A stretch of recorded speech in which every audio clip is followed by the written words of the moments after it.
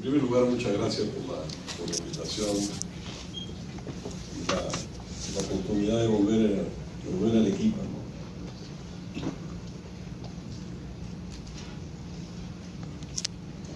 En los países, esto no es algo que había pensado hablar, pero se me acaba de ocurrir que tengo que referirme a esto. En Bolivia, por ejemplo, cada siglo histórico de Bolivia hubo una ciudad que lideró Bolivia.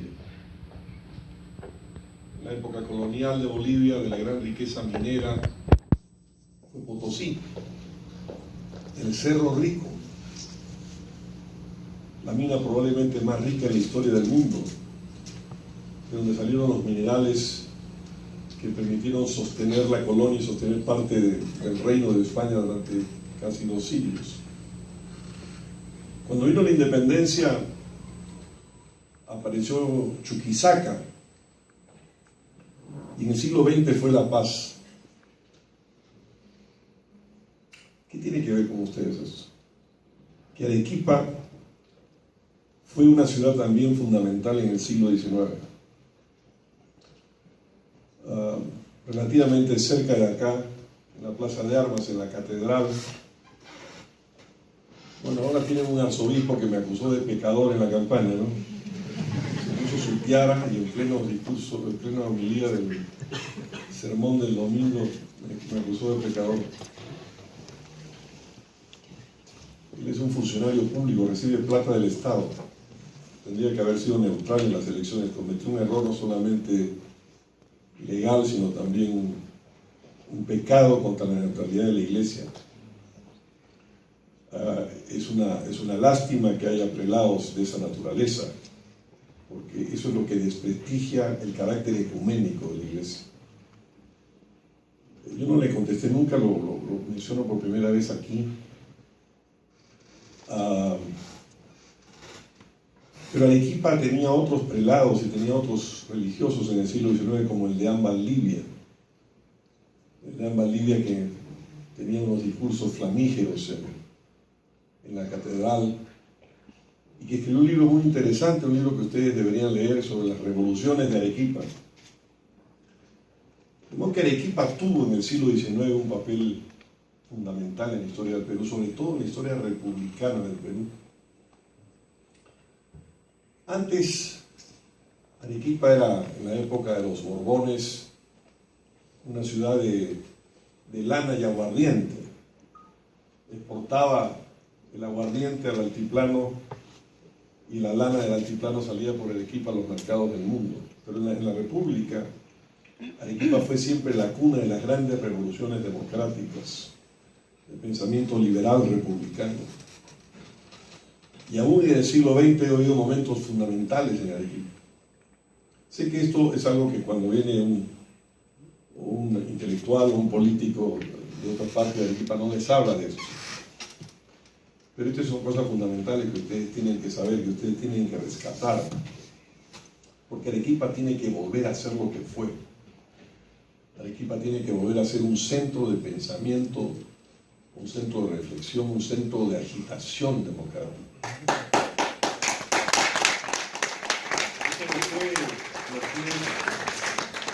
Muy amable. Lo fue en el siglo XX incluso. Miren, acaba de morir hace muy poco un hombre que yo conocí bien, Javier de Belaúnde y Ruiz de Somocurso, que fue parlamentario por Arequipa muchas veces, y que fue uno de los demócratas que estuvo en 1950, a mediados del siglo XX, junto a un gran agitador y un gran orador arequipeño que se llamaba Francisco Mostajo. Y Arequipa se levantó contra la dictadura de Rodríguez en 1950. De modo que están ustedes en la cuna están ustedes en una ciudad que ha sido fundamental para el pensamiento republicano del Perú. Y yo quería, ya que me hablaron, veo que el tema de la conferencia del Bicentenario, yo quería recordar estas cosas porque Arequipa tiene que volver a esa actualidad democrática, a esa actualidad republicana. Sobre todo porque ahora Arequipa tiene una fuerza adicional. Arequipa ya no es solamente Arequipa. Arequipa es hoy día un crisol extraordinario de todo el sur andino del Perú. Y por tanto recoge y ha asimilado a la cultura arequipeña la cultura del altiplano puneño. El altiplano puneño que es fundamental en la historia del Perú. Nunca se sabe dónde comenzó el Perú. Ahora se presume que el Perú comenzó en Caral, que el Perú en realidad comenzó en la costa, que la primera ciudad del Perú es Caral, prácticamente en los bordes de la costa peruana. Se han hecho los estudios del ADN de los que comían esos habitantes y el 98% eran proteínas marinas. Entonces parece que la civilización peruana tuvo un origen pacífico, pesquero, costeño y no altiplánico, como hemos querido siempre. Pero de todas maneras, allí está Tiahuanaco como el recuerdo de un gran elemento de civilización. De modo que ustedes están, y yo permítanme a ustedes haber hecho una pequeña digresión del tema para convocarlos a recuperar esa fuerza de Arequipa. Uno de los problemas que tenemos en política en el Perú, cuando uno lee, a mí me pasa siempre que yo vivo en dos, que uno vive en, y a ustedes les tiene que pasar lo mismo, uno ve dos Perús. Hay el Perú que uno lee en los periódicos, en la televisión, en la radio, en las noticias, en los shows de televisión, que es el Perú de los robacables, los robeoros, los parlamentarios corruptos, el asesor del señor Kuczynski que no se dio cuenta del señor Kuczynski que era un sinvergüenza. Ese es un Perú muy menor. Hay otro Perú que es el Perú grande, que es el Perú importante, que es el Perú al que tenemos que dirigirnos, que es el Perú para el cual yo hago política. Y ese Perú siempre está anclado en la historia. Y por eso yo quería comenzar esta tarde con ese recuerdo a la fuerza y al nervio democrático de Arequipa. La segunda cosa que me gustaría, de una manera muy breve, cuando me hablan de hablar del bicentenario, ¿el bicentenario de qué?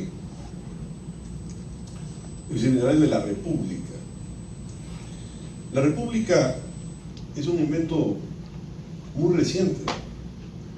Lo inventaron en realidad los norteamericanos en 1787 en la Constitución Democrática de Filadelfia. E impactó rápidamente en los países de América Latina, pero cuando comienza el Perú, cuando comienza la independencia, no se sabía que iba a ser este país. Acabo de estar en Punchauca. ¿Alguien ha oído hablar de Punchauca acá? Uno. ¿Solo uno? Punchauca es una vieja hacienda, y esas cosas típicas del Perú, lo que debería estar restaurado y ser un lugar de peregrinación histórica y ser un gran centro para acoger visitantes, incluso dignatarios, está hoy día abandonado. Son unas paredes de adobe abandonadas, hay un guardián ahí. Yo me tuve que trepar, fui con mi hijo Íñigo el otro día a Canta y fui a ver Punchauca. En esa hacienda Punchauca se produjo un encuentro histórico entre San Martín y el virrey La Serna. Y San Martín le propuso a La Serna, le dijo, mire, que España reconozca la independencia del Perú, de Chile y de Argentina, y nosotros hacemos una monarquía constitucional con un príncipe español. Y La Serna le dijo, no tengo órdenes de Madrid. Pero si La Serna le dice y acepta la propuesta, el Perú no hubiera sido una república, hubiera sido probablemente una monarquía constitucional. En los mismos tiempos de la independencia del Perú, se independizaron todos los países de América Latina, entre ellos Brasil. Pero Brasil había tenido una situación muy especial. Cuando en la península ibérica, a principios del siglo XIX, es invadida por los ejércitos de Napoleón, toda la familia de la real portuguesa, de la corona portuguesa, abandona Portugal en unos barcos que estaban blindados y acompañados por barcos de guerra ingleses, llegan al Brasil, que era su colonia. Y entonces cuando se produce la independencia de Brasil, quien proclama la independencia de Brasil es el hijo del rey de Portugal, que es como hubiera proclamado la independencia del Perú el hijo de Fernando VII de España. Y entonces Brasil no fue una república, Brasil fue un imperio, que comenzó en 1822 y duró hasta 1889, cuando se produjo un golpe de Estado. Y comienza entonces la República Brasileña. Pero durante todo el siglo XIX Brasil fue un imperio. Y a diferencia de las repúblicas nuestras que tuvieron muchos desórdenes, Brasil tuvo un periodo de enorme estabilidad durante un siglo debido a esta revolución. Entonces no sabíamos si íbamos a hacer una república. La misma idea del presidente de la república es una idea norteamericana. Fue el primer presidente de la república en historia de todos los tiempos, de todas las sociedades, fue George Washington. George Washington hubiera podido ser emperador de los Estados Unidos. Parece que era un hombre muy alto, que casi nunca hablaba, pero parece que dicen todos los testimonios de la época que donde aparecía Washington, todo el mundo convergía alrededor de él y era una fuerza de autoridad natural. Hubiera podido ser rey o emperador. Decían que va a ser presidente, no sabían cuánto tiempo iba a ser presidente. Washington hubiera podido ser presidente vitalicio, se hubiera podido morir de presidente, pero dice, no, tengo que tener 2 periodos nada más. Y después me vuelvo a mi chacra, me vuelvo a mi granja, me vuelvo a la hacienda de Mount Vernon, a donde se fue.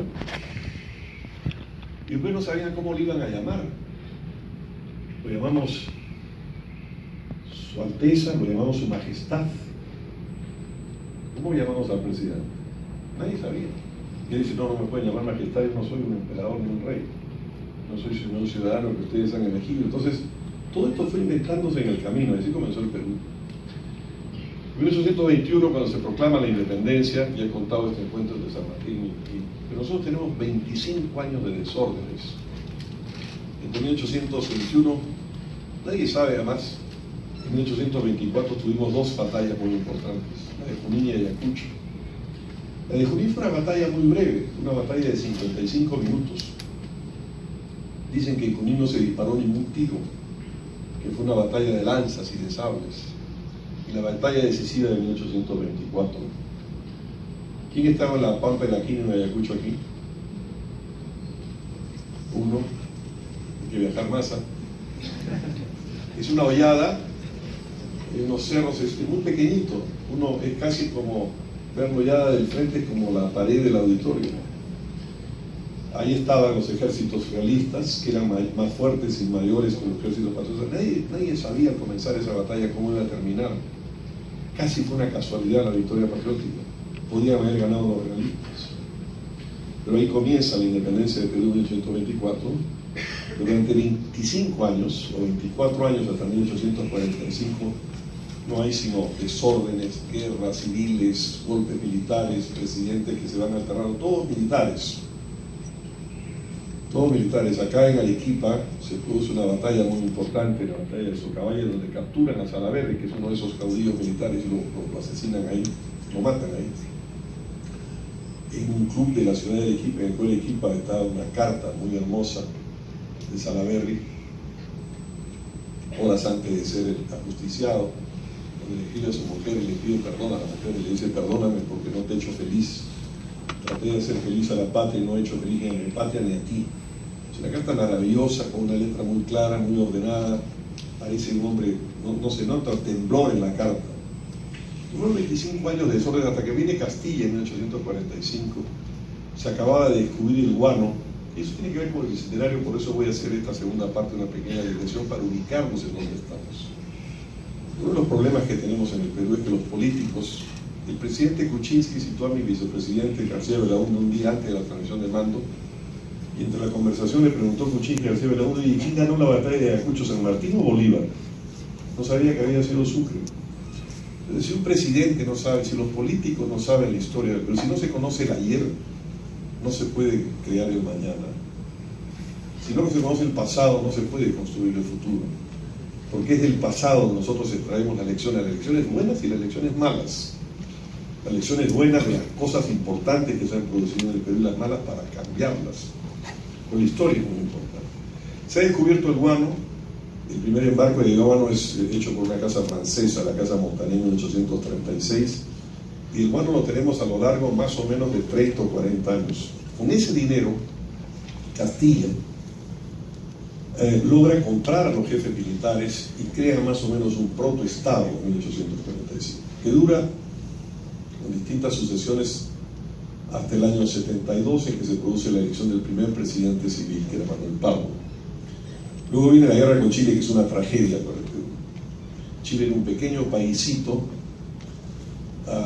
que tenía al norte las grandes tierras de Bolivia y de Perú era un país muy pequeñito, sin riqueza ninguna. La única riqueza chilena, que es la del cobre, es lo que le arrebataron a Bolivia y al Perú, en Antofagasta y en Tarapacá. La guerra con Chile es el gran elemento traumático que divide la República.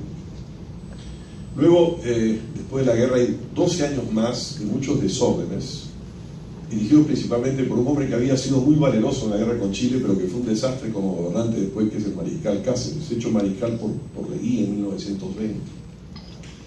Y luego viene Piero en 1895, presidente de origen arequipeño, Nicolás de Piero, y produce una coalición política entre dos partidos opositores, y el Perú crece muchísimo durante 25 años hasta el gobierno de Leguía. Viene luego la crisis del año 29, Leguía, como se ha dicho antes, el que está en el centenario de la independencia, tanto de la independencia el 21 como el centenario de la batalla de Ayacucho.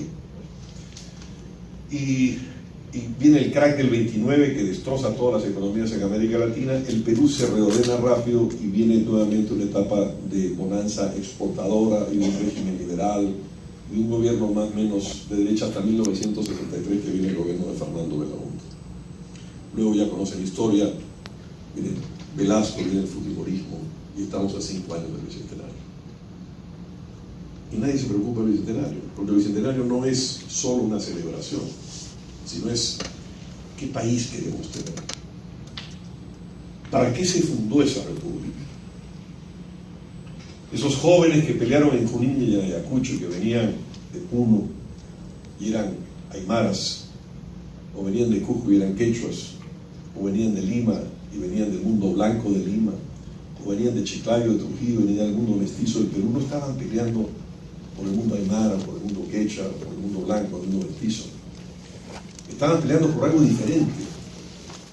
Hay un verso de Jorge Luis Borges muy hermoso donde dice sobre Argentina: juraban ser eso que todavía no sabían qué era, juraban lo que desconocían, ser argentinos. Esos jóvenes de Junín y Ayacucho están peleando por algo que no saben qué es.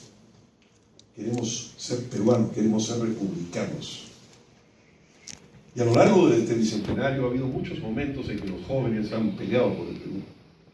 Los jóvenes que en 1879, 1880 salieron en San Juan y en Miraflores a defender el honor patrio contra Chile, sabiendo que la guerra estaba perdida, venían de muchas partes.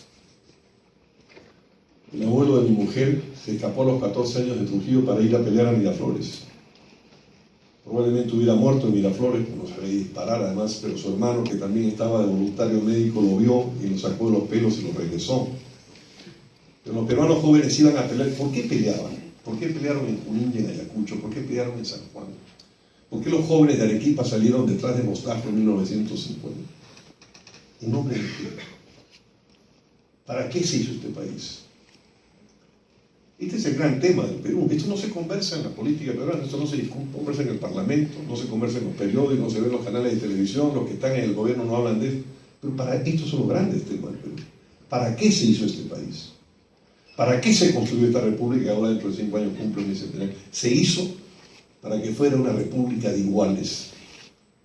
Esos jóvenes quechuas, aymaras, mestizos, blancos estaban todos juntos porque sabían que juntos estaban construyendo algo que los hermanaba, un contrato nacional para una república de iguales. Este es el gran tema. Y este es el gran tema que hemos traicionado en el Perú, y lo hemos traicionado sobre todo en los últimos 30 años con políticas económicas y con políticas públicas equivocadas que no producen ni crecimiento ni igualdad. Pero se creó este país para una república de iguales. Y por tanto, el gran tema es cómo hacemos para que el año 2021, y en 5 años esto no se hará. Voy a hablar brevemente de este gobierno que yo le he dado tiempo, no he querido opinar durante los primeros 100, 120 días, pero no nos está llevando a ningún lado. Ha pedido unas facultades extraordinarias y no sabe qué hacer con las facultades extraordinarias. El presidente electo dijo que quería ser el presidente del agua y no tiene un proyecto de agua. No digo 10, uno. No hay ningún gran proyecto de infraestructura. Ahora se van a tirar el gasoducto Surandino. El gasoducto Surandino, que por supuesto es un elemento de corrupción muy grande porque los brasileños inflaron los precios, pero que el gasoducto Surandino tiene que hacerse, es una necesidad fundamental del Surandino y del Perú. Se van a tirar el gasoducto. Entonces, en 5 años, Este gobierno que continúa las políticas de piloto automático del señor Toledo, del señor García, del señor Humala, ningún cambio, no nos va a llevar al bicentenario de la República de Iguales. Pero ese es el objetivo fundamental. Hay que tener una República de Iguales. El problema que tenemos es que en el Perú, ya está el agua servida.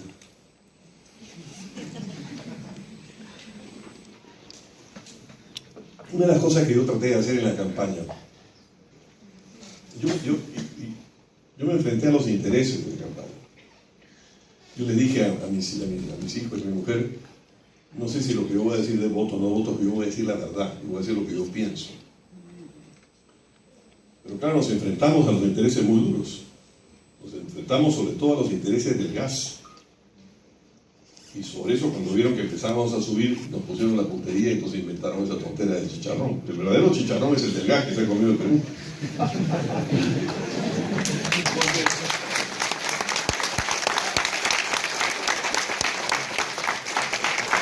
Estamos dominados, miren, los gobiernos que hemos tenido han sido gobiernos que no han hecho nunca nada nuevo. Miren, se habla mucho del crecimiento económico del Perú.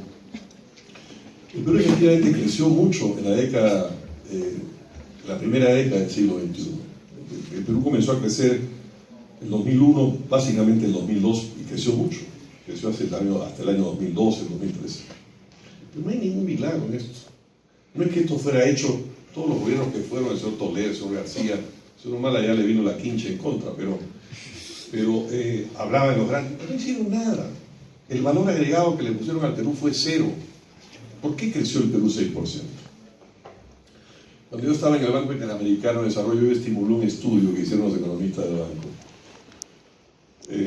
Junto con otros funcionarios del banco estimulamos ese estudio, que descubrió que a cada 1% de crecimiento de China correspondía casi automáticamente 0.6% de crecimiento de Sudamérica. México y América Central es distinto porque eso está más pegado a la locomotora de los Estados Unidos, pero Sudamérica, productora de materia prima, de soya, de alimentos, creció con China. Entonces China jala a Sudamérica. Entonces si China crecía 10%, como crecía 10%, América del Sur crecía 6%, eso es lo que creció el Perú. Si China baja de 10 a 7, el 60% de 7 es 4.2, y eso es más o menos lo que dicen que el Perú va a crecer. 4.2, 3.8, 3.6, a veces ha caído menos porque los gobiernos son incompetentes. Pero esa es la relación. El valor agregado de los gobiernos del Perú fue cero. Fue la locomotora china la que triplicó los precios, la que creó ese enorme boom y el Perú se colgó.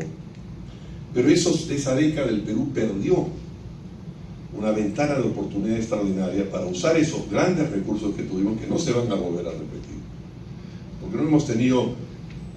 Los ciclos en los países productores de materias primas son ciclos, los precios suben, los precios bajan, los precios suben, estos son ciclos. Pero lo que tuvimos en la primera década del siglo XXI fue un super ciclo, que probablemente no se volverá a presentar en mucho tiempo. Lo perdimos. ¿Por qué lo perdimos? ¿Por qué pese a esos grandes crecimientos de precios, pese a ese superciclo, pese a ese boom, no somos una república de iguales? ¿Por qué, por ejemplo, un departamento como, ¿qué departamento le pongo? Como Huancavelica, que es un departamento minero rico, no solamente minero rico, sino que es un departamento donde nace el Mantaro, donde nace la fuente principal de energía eléctrica del Perú nacional? Debería ser un departamento sin problemas. Bueno, el 68%, es decir, 2 de cada 3 niños en edades entre 0 y 5 años tienen nutrición infantil crónica. O Cajamarca, ustedes ven que tiene la mina Yanacocha, Conga, Cerro Quilich, lleno de riquezas, aparte de valles interandinos muy fértiles y ricos. 1 de cada 2 niños entre 0 y 5 años tienen nutrición infantil crónica. Perdimos este momento y perdimos además este superciclo para financiar la transformación del Perú y de dejar de ser solo un país productor de materias primas para convertirnos en un país industrializado. Entonces hicimos cosas absurdas como regalar nuestro gas, que fue uno de los temas centrales de mi campaña, que fue la razón por la que los medios de comunicación al servicio de sus intereses periódicos como El Comercio, como el Canal 4, como radioprogramas que están, Canal 4 y Comercio y el Trome y Gestión, es un conglomerado que tiene el 82% de los medios impresos del Perú y controla el 70% de la televisión después de su alianza con Canal 9. Entonces, este es un hombre muy peligroso. Pero perdimos el gas. Todo lo que nos pagaron, dije yo en la campaña, y ahora todo el mundo está en silencio y el señor Kuczynski no dice nada. Después dice, sí, vamos a renegociar los contratos. Digo, mal de Kuczynski, no han hecho nada ni van a hacer nada porque están comprados por los intereses. Y el Perú tuvo ingreso del gas en 2015 de $35 millones. Oiga, ¿por qué no transformamos ese gas, en lugar de regalarlo al extranjero, en donde usted lo vende a unos precios míseros, mientras a los peruanos le cobran por cada GLP muchísimo más? ¿Por qué no transformarlo en industrialización haciendo polietileno, petroquímica? Entonces perdimos el tren. ¿Por qué perdimos el tren? Porque esencialmente las ideas estaban equivocadas. Hemos estado dominados por un modelo falso, que es un modelo que cree que solo la economía es importante y que las instituciones de la política no son importantes. Que es un modelo que cada vez que uno dice que el sector público tiene que hacer más, salen y te atacan por populista, chavista o no sé qué cosa. Pero que realmente hemos abandonado cuando lo que se requiere es una simbiosis, una sinergia, una asociación entre el sector privado y el sector público. Los grandes países, Estados Unidos, por ejemplo, esto yo creo que lo expliqué en una entrevista en una revista, pero no lo dije en la campaña mucho, no tenía el tiempo. Hice una campaña de 11 semanas que empezó tarde, con un partido que venía con muchos problemas, sin plata, una campaña sin plata, no tenía un centavo en la campaña. Yo prohibí, por ejemplo, que los candidatos al Congreso pusieran plata en la campaña.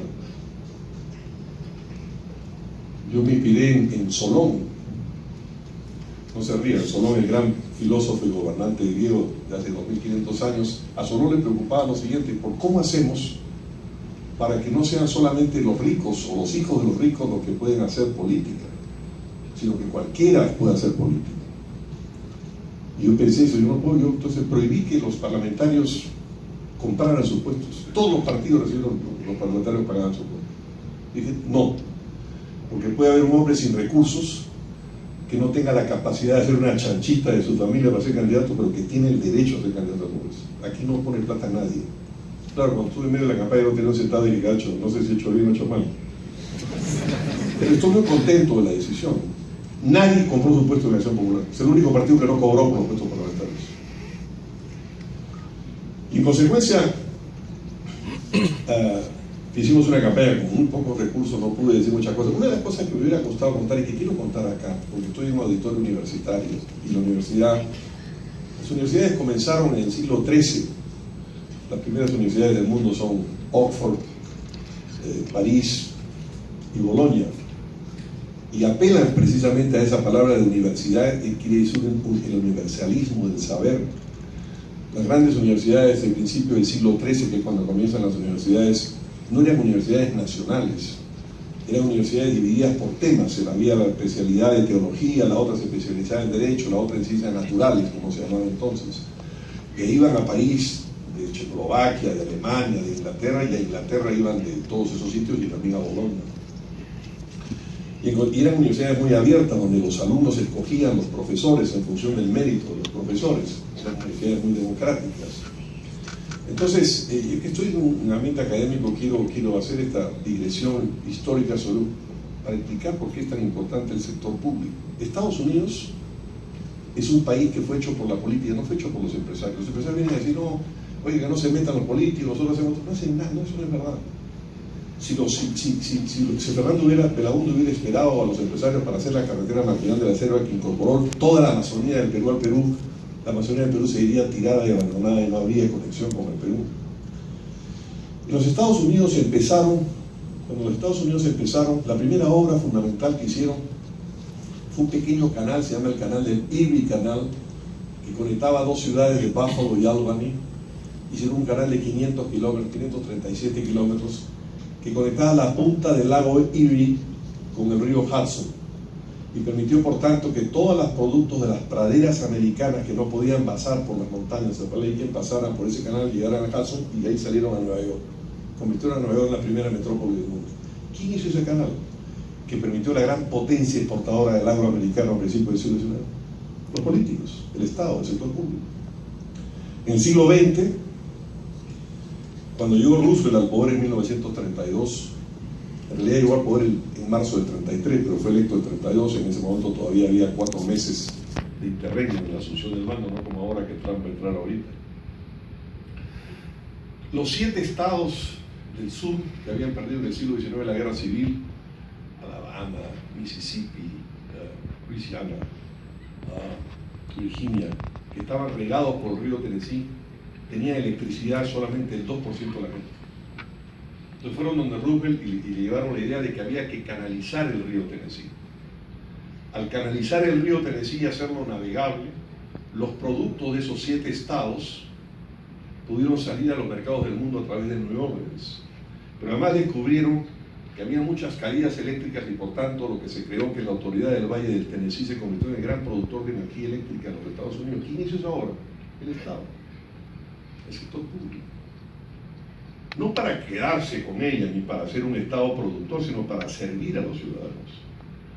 En los años 50 del siglo XX, cuando Estados Unidos no tenía carreteras y crearon las grandes autopistas, los grandes highways americanos, ¿quién lo hizo?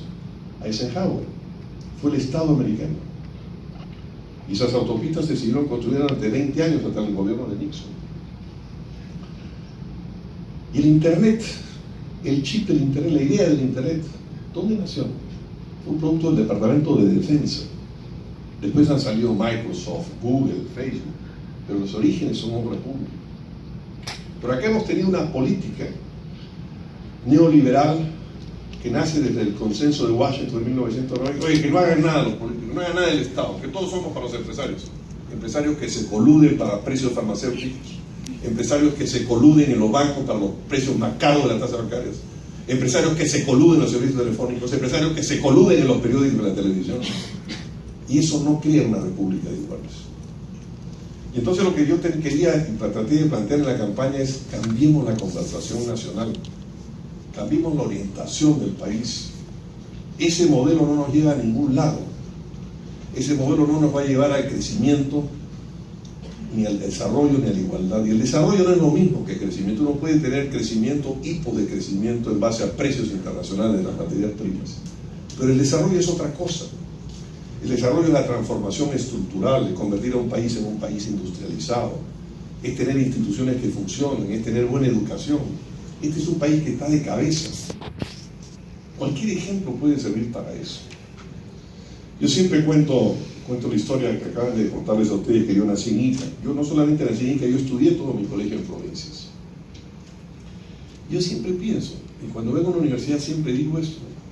Yo entré a los 15 años a la Católica, venía de un colegio provincial. No, entré a los 15 años no porque fui muy inteligente, sino porque me pusieron en el colegio, no sabían qué hacer conmigo en la chaca, entonces me pusieron en el colegio a los 3 años, terminé a los 15, ya tuve que entrar a la universidad. Pero yo no tuve ninguna desventaja compitiendo. Ayer lo contaba esto en la Universidad Católica de Lima, porque yo tuve una muy buena educación. Y fue un colegio de curas. Pero no me acuerdo nada de lo que me enseñaban los curas. Me acuerdo de lo que me enseñaban los profesores laicos que salían del Colegio Nacional. Todavía recuerdo con gran emoción la frase en la clase de Historia del Perú del profesor Lunacha, de Matemática del profesor Calle, de Lengua y Literatura. Yo soy un producto de la educación pública, no soy un producto de la educación privada. Y entré, yo estaba en igualdad de condiciones con cualquier estudiante de cualquier colegio de Lima. Siempre me pongo a pensar, ayer estaba comiendo con mi hijo Cayetano, y le dije: ¿y si te hubiera puesto en mi colegio en Ica, dónde estarías ahora?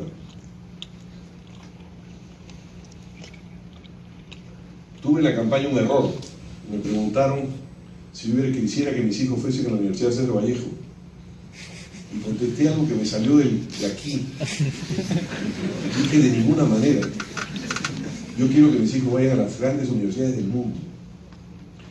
Cuando salí me dijeron que cometió un error. Hay 150.000 estudiantes de las universidades del señor Acuña. Además tienen papás, hermanos, hijos, ha perdido 1 millón de votos. Pero yo contesté, como todo lo que dije en esa campaña, algo que era lo que yo sentía. Yo nunca hice cálculos en mis declaraciones. Yo no tenía plata para pagar asesores estratégicos, publicistas. Yo le dije a mi hijo y a mi hermano: que eran el equipo que podía pagar, o sea, nada. Y dije, miren, vean ustedes los periódicos, yo dejo de leer periódicos, dejo de ver televisión, déjenme que me concentre en lo que yo pienso, lo que yo he leído, lo que yo conozco en mi viaje sobre el Perú, y voy a hablar lo que a mí se me ocurre. Y entonces eso, la Universidad de Vallejo, me criticaron, pero yo, ¿de qué se me ha puesto a medallar? Yo dije la verdad. Las universidades peruanas no son buenas universidades. Mi universidad, ha habido toda una gran discusión sobre el SUNEDU, sobre la ley. Les hemos regalado impuestos a las universidades privadas. Entonces se han convertido en emporios inmobiliarios. Yo dije en la campaña, yo voy a premiar el talento, no el cemento.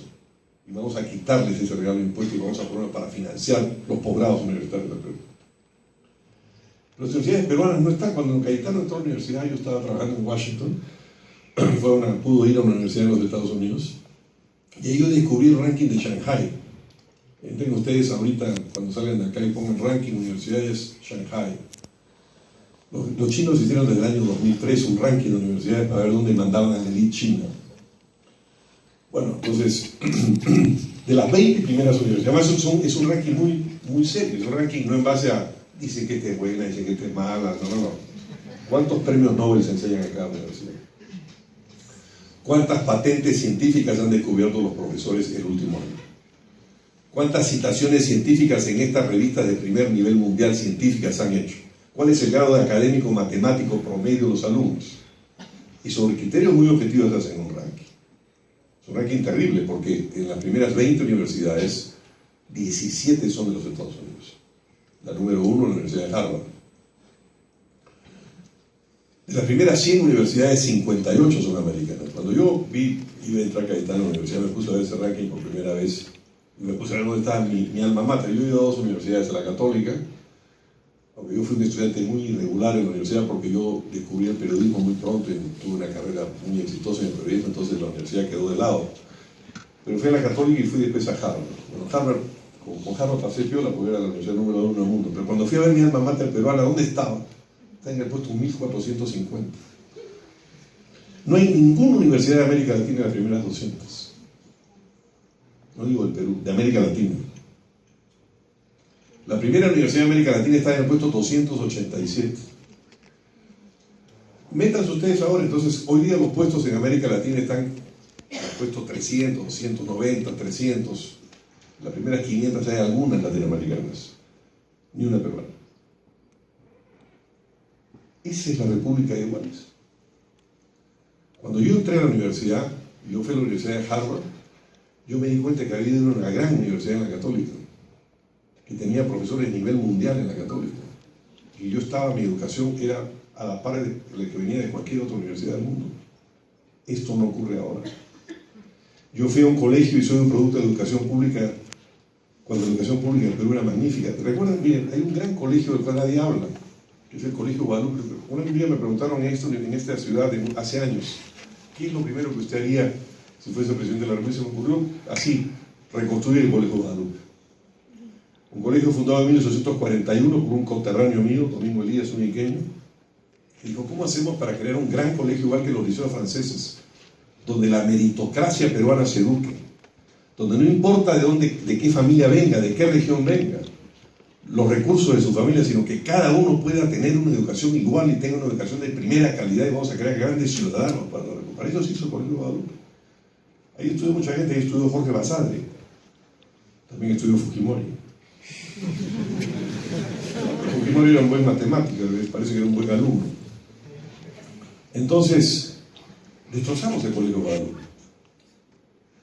Destrozamos las grandes unidades escolares, destrozamos los grandes colegios donde les educaron los peruanos. Y creamos 2 educaciones, una educación para ricos y una educación para el resto.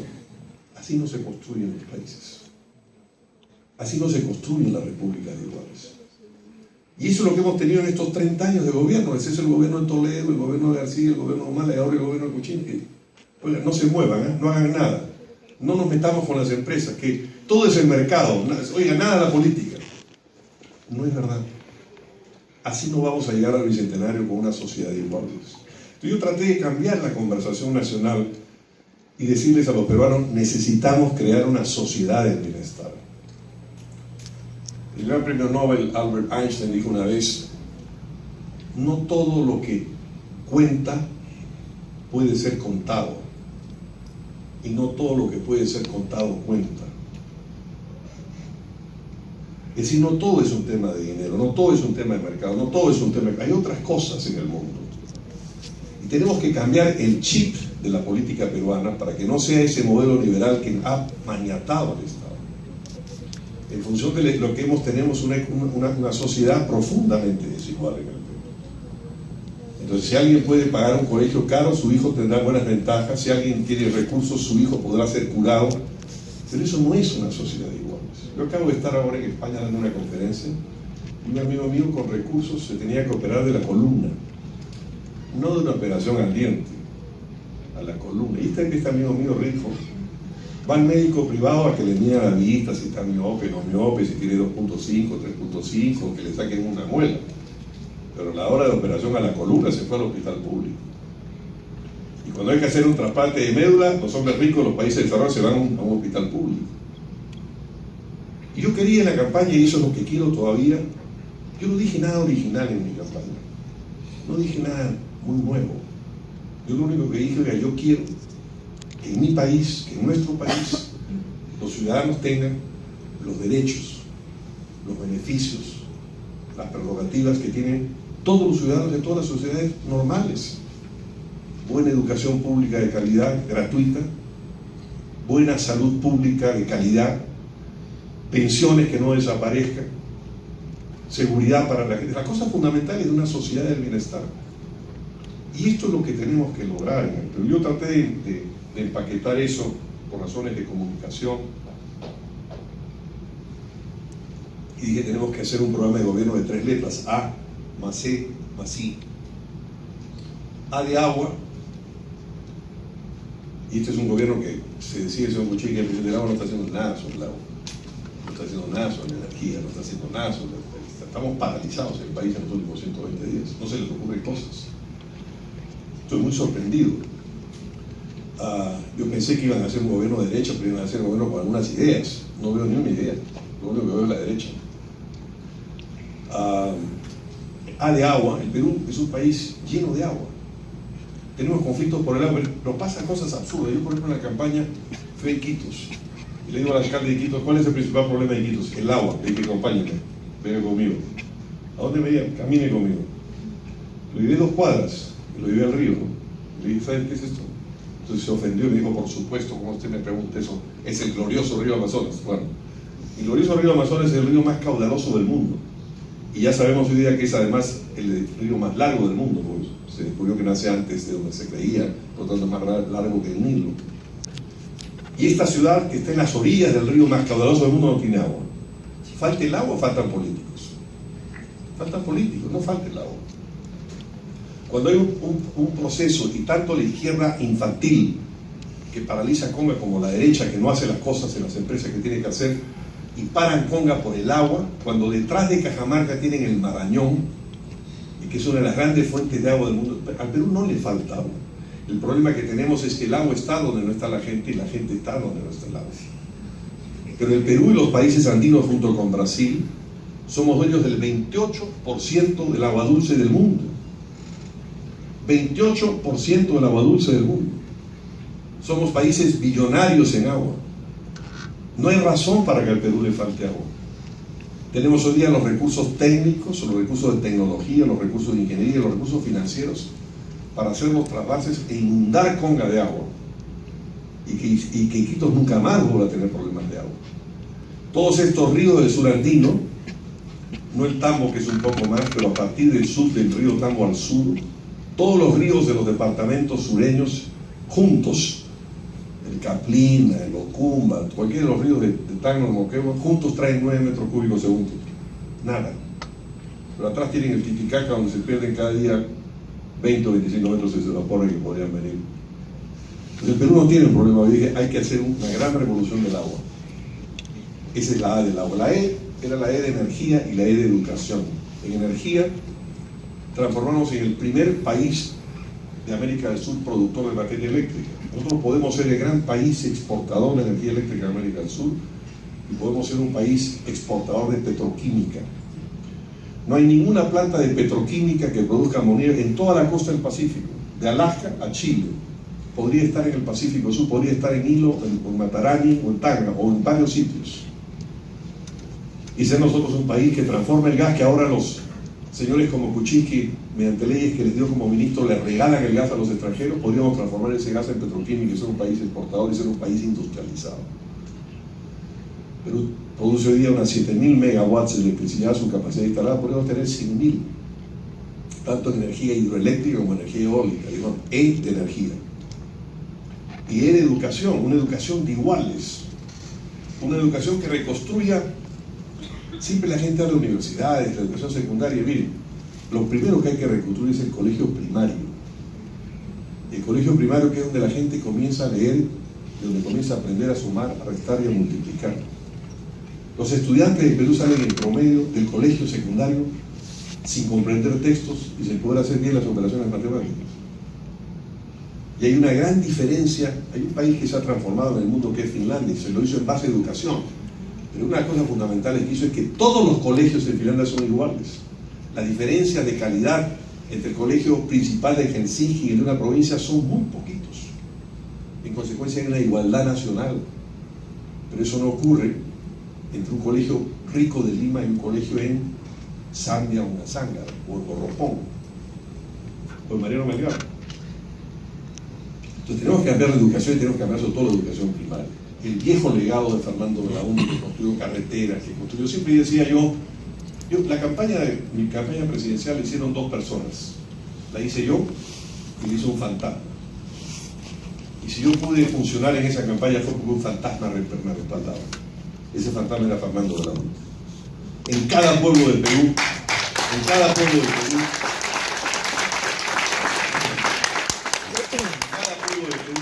hay una sede de la UNA.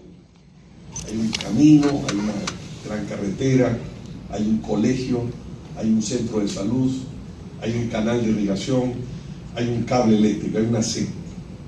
Hay que volver a crear infraestructura. Este es un país que podría creer, fíjense, es un país absurdo. Yo soy iqueño, voy 2 veces por mes a Ica. Y el otro día iba con mi hermano, le dije, vamos a meternos a la autopista que no funciona todavía. La autopista la hizo hasta Cerro Azul, Belaúnde, del año 82, inauguró también Belaúnde. Y luego, 25 años después, se inauguró en el segundo gobierno de García, la ampliación entre Cerro Azul, Cañete a Hawái en Chinch, es decir, el kilómetro 131 al 188. 57 kilómetros hemos demorado un cuarto de siglo para hacer. Y hace años hemos dado una concesión a una empresa extranjera que me cobra peajes todo el tiempo y está haciendo una autopista dice Capista. Me metí y vamos a meternos. Y eran 31 kilómetros de carretera que no están abiertos. Hasta ahora no se hace. ¿Por qué el Perú no tiene una autopista de Tumbes a Tacna? Como tienen todos los países del mundo. No es un problema de plata. Ya me están cobrando el peaje y la autopista de Pico no está abierta. Ya han hecho 31 kilómetros. Hice el cálculo de lo que yo pago, lo que pagan los camiones, y cada año esa concesionaria gana un chupo de dinero, no puede tener la pista. Tendría que haber una autopista de Arequipa. Arequipa está en el kilómetro 1054, por lo menos en el 1054 la última vez que manejé. Y que está en el 300. Entonces, si se hace la autopista son 750 kilómetros más. Y son 300 y algo más, o sea, a Tacna. Tenemos que tener una autopista de doble calzada, de frontera a frontera. Eso es el Bicentenario.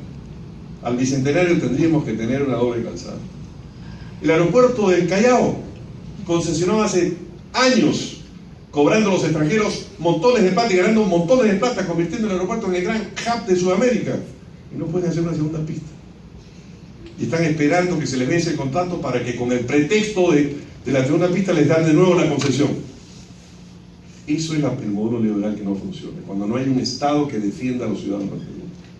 ¿Por qué no tenemos otro aeropuerto más grande? ¿Por qué el puerto del Callao no tiene el doble de capacidad?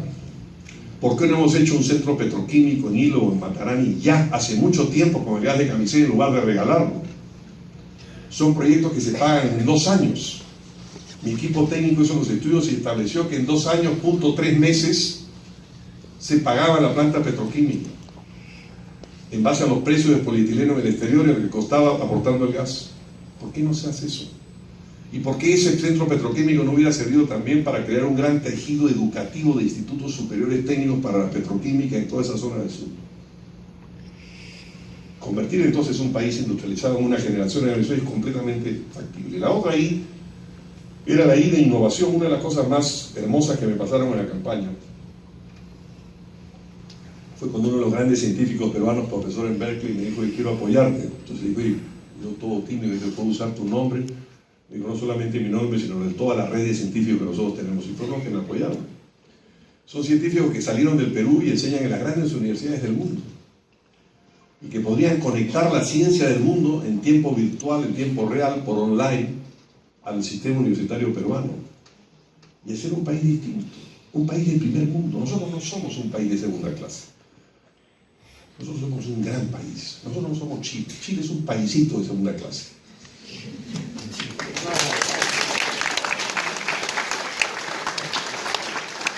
Sé que ahora todos los amigos empresarios que admiran a Chile y creen que Chile es la maravilla y el Perú es muy malo, me van a atacar por esto que he dicho. No, yo tengo mucho respeto por Chile y tengo amigos chilenos, pero siempre fue un país de segunda clase en América Latina. Está perdido en el rincón de América Latina. Cuando dicen país minero, no es un país minero, es país cuprífero de cobre. Y el cobre que tienen nos lo arrebataron a Bolivia y al Perú porque tampoco tenían antes.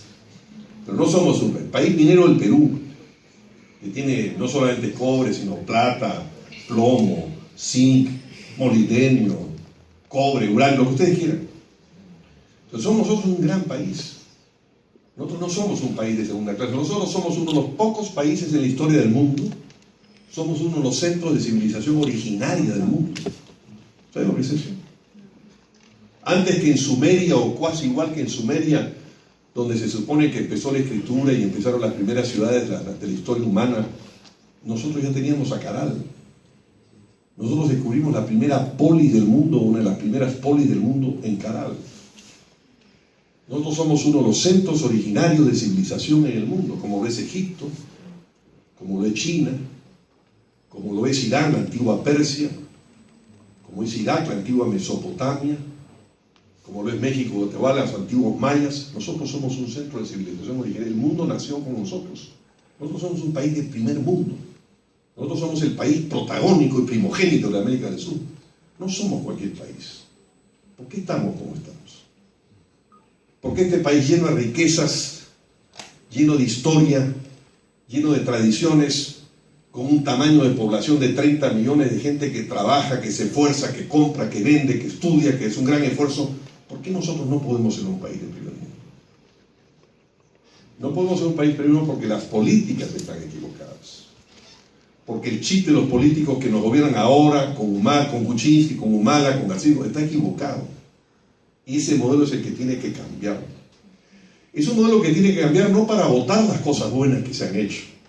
No es para volver a las políticas de la hiperinflación o del populismo económico. No, las cosas de economía hay que mantenerlas y están bien. Pero tenemos que ser un país industrializado. El gas no podemos regalarlo. Tenemos que hacer petroquímica. El señor, un delincuente no puede ser nombrado por el presidente de la República, asesor personal del presidente. ¿Qué le pasó al señor Kuczynski? ¿Estaba dormido cuando lo nombró? ¿Cómo se les pasó? Yo me quedé horrorizado cuando vi la noticia, porque no era que había salido un sinvergüenza en la dirección de salud de Arequipa o de una provincia del Perú. Era el asesor del presidente de la República en Palacio de Gobierno.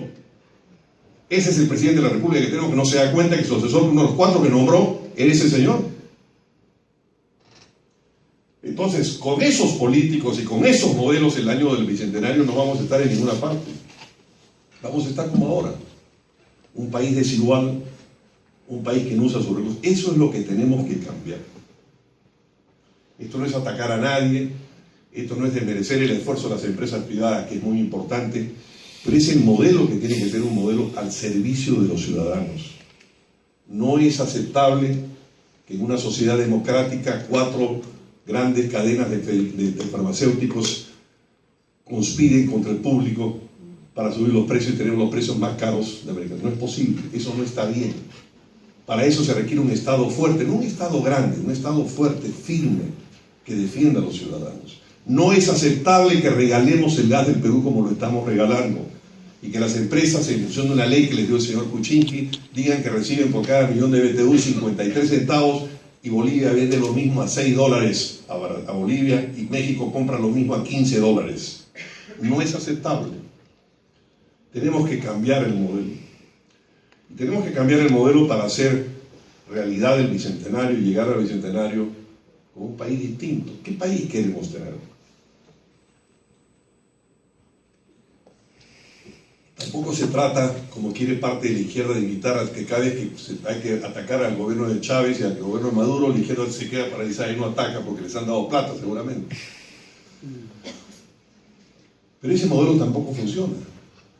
El señor Chávez tuvo el precio del petróleo más alto de la historia del mundo y se le cayó un puente en La Guaira y durante días no pudo reconstruirlo. De modo que eso tampoco es el modelo. ¿Cuál es el modelo? El modelo es un modelo de centro, de lo que llamamos el centro progresista, de colaboración entre el sector público y el sector privado para servir a la gente, no para que los negocios se sirvan de la gente. Una política de desarrollo, desarrollistas. Volver a las políticas constructivistas de Fernando Belaúnde. Volver a las políticas que permitan que cada pueblo del Perú haya una sede, un canal de irrigación, un cable eléctrico, un colegio, un camino, una carretera. En consecuencia tenemos que volver, y eso por eso yo estuve muy contento de recuperar el legado de Belaúnde en la campaña. Legado en el que no creían ni muchos de los belaundistas, que estaban viendo con quién se aliaban para ver cómo pasaba la valla, ya se olvidaron. Yo heredé un partido que junto conmigo, que me eligió tardísimo el 20 de diciembre, entre Navidades y Año Nuevo, mi campaña comenzó recién el 17 de enero, tuve 10, 11 semanas para hacerlo. En esa misma elección se eligieron candidatos al Congreso, teníamos que elegir 130 candidatos. Se presentaron 91 candidatos, o 93. Faltaban llenar 37 o 39 puestos, no creían en su partido. No creían en Acción Popular. Yo me di cuenta que ese era un gran legado, porque ese era el legado de Fernando Belaúnde y estaba presente en el último pueblo del Perú.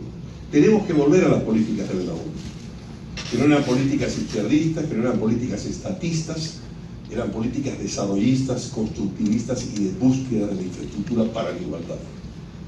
Si hacemos esto, este país va a ser un país del primer mundo. Para eso quería y para eso quiero ser presidente. Para cambiar esa conversación nacional, para cambiar el modelo, para poner el país en otra dirección, en otro propósito, en un camino distinto. No para desandar lo bueno que se ha hecho, eso hay que mantenerlo, pero para ponerlo en una dirección distinta, para ser el país que tenemos que ser. Quiero terminar con esta idea porque, si hablé antes de historia al comienzo, quiero terminar con geografía. Nosotros estamos parados en un sitio único en la historia del mundo. Cuando uno mira el mapa del mundo, estamos parados en la cornisa andina, somos un país parado en la estructura, en el esqueleto de la América del Sur, en la gran espiral andina que recorre y vertebra Sudamérica. Somos un gran país andino, pero además de ser un gran país andino, somos un gran país amazónico. Formamos junto con Brasil y con otros países como Colombia, también Bolivia, parte de la gran olla amazónica que es hoy día el gran reservorio de agua y de oxígeno, no del Perú, sino del mundo. Herencia de Fernando Belaúnde. A la selva nunca entraron los incas. Los incas llevaban a la selva el antisuyo. No entraron nunca los virreyes. Entraron algunos curas, franciscanos o dominicos. Pero no entraron los virreyes. No entraron los presidentes de la República hasta Fernando Belaúnde en 1963. Y eso que incorporó Belaúnde al Perú, a los mercados peruanos, a los intercambios comerciales peruanos, a los intercambios educativos, es hoy el primer reservorio de oxígeno y de agua, no del Perú, sino del planeta entero. Tenemos que volver a esas políticas. Tenemos que volver a las políticas del centro progresista, del centro constructivo, del centro desarrollista. Pero es esencial que cambiemos esa política para hacer un Perú distinto.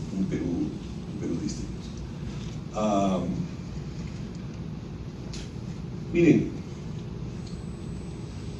esto es fácil hacerlo, no es complicado hacerlo. En una generación nosotros podemos pasar de la situación en que estamos a ser un país del primer mundo. Eso pasó con los países del Asia. En 1960, Corea del Sur, Hong Kong, Taiwán, eran países pobrísimos, míseros.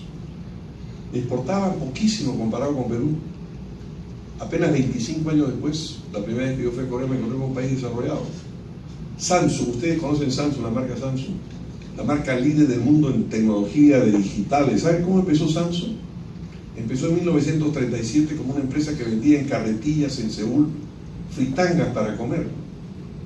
De ahí se pasó a producir textiles, después produjo carros y así fue subiendo. Pero el cambio se hizo en una generación, y en una generación nosotros podemos pasar de ser un país pobre a ser un país de primer mundo. Y nosotros somos un país de primer mundo. Nosotros somos uno de los grandes países de la historia del mundo. He dicho que somos uno de los países de civilización originaria. Yo quería terminar esta noche con una invocación a ustedes. Miren, nada de esto se puede hacer sin política. Yo tuve una gran discusión en mi casa para ser candidato. Felizmente gané la conversación, la discusión, pero mi mujer no quería. Mi mujer me dijo, y nosotros estamos casados hace 33 años. Ya, cuando me dice sé que cambié de un novio a caballero nomás, ¿no? Me dijo, tenemos un matrimonio y una familia feliz. Nos van a atacar, van a mentir, o sea, la pobre Claudia que leía todo, pues no, yo dejé de leer, se me atacaba, pero Claudia leía. Oye, esta persona que conocemos y la hemos ayudado ahora nos ataca. Yo no quería hacer política. Mis dos hijos, en cambio, dijeron, papá, todo lo que vemos en la televisión es horrible. No queremos vivir en ese país. Queremos vivir en un país distinto, vamos a meternos. Y una noche hicimos una votación y ganó que sí. Y por eso fui candidato. Yo fui candidato por mis hijos, por el recuerdo de mis padres, por el recuerdo de mis abuelos, por el país en el que yo nací. Yo creo en este país, lo he recorrido de punta a punta. Y este es un gran país, este no es un país de pacotilla. Nosotros podemos ser un gran país, pero estamos con las políticas equivocadas y tenemos que cambiarlas. Y mi invitación esta noche, perdonen ustedes que les hayan hablado de tantas cosas, no he preparado un discurso, no tengo ni siquiera notas para esta conferencia, pero les he hablado de lo que tengo en la cabeza y de lo que tengo sobre todo en el corazón. Yo no creo que vamos a llegar al bicentenario bien, no espero nada del gobierno Kuczynski. Y lamentablemente los primeros 120 días me han confirmado en mi escepticismo. Estoy profundamente sorprendido de la mediocridad de este gobierno. Sorprendidísimo. Creí que alguna idea tenía. Creí que por lo menos lo del agua iban a hacer. Y las cosas buenas que vaya a hacer tienen nuestro apoyo. Yo no apoyé en segunda vuelta a ninguno, yo no pude hacerlo porque yo hice la campaña diciendo quieren encerrar esta elección del establecimiento económico entre el fujimorismo político y el fujimorismo económico. ¿Qué es lo que lograron al final? No voy a apoyar en segunda vuelta a ninguno. La izquierda apoyó a Kuczynski, la señora Verónica Mendoza es responsable del gobierno de Kuczynski. Yo no apoyé a Kuczynski en la segunda vuelta. Pero hubiera querido que tuviera ideas y que hubiera sido cosas importantes, y las cosas positivas tendrían y tendrán nuestro apoyo. Pero no veo nada. En consecuencia, cuando ustedes me invitan a hablar del bicentenario, soy muy pesimista sobre lo que vamos a encontrar en el 2021.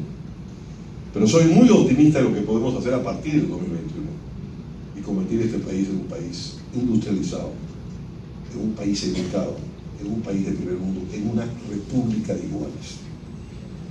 No solamente se tiene que buscar, miren, la economía siempre tiene un problema de crecimiento, pero la sociedad siempre tiene un problema de distribución. Y tenemos que combinar las dos cosas.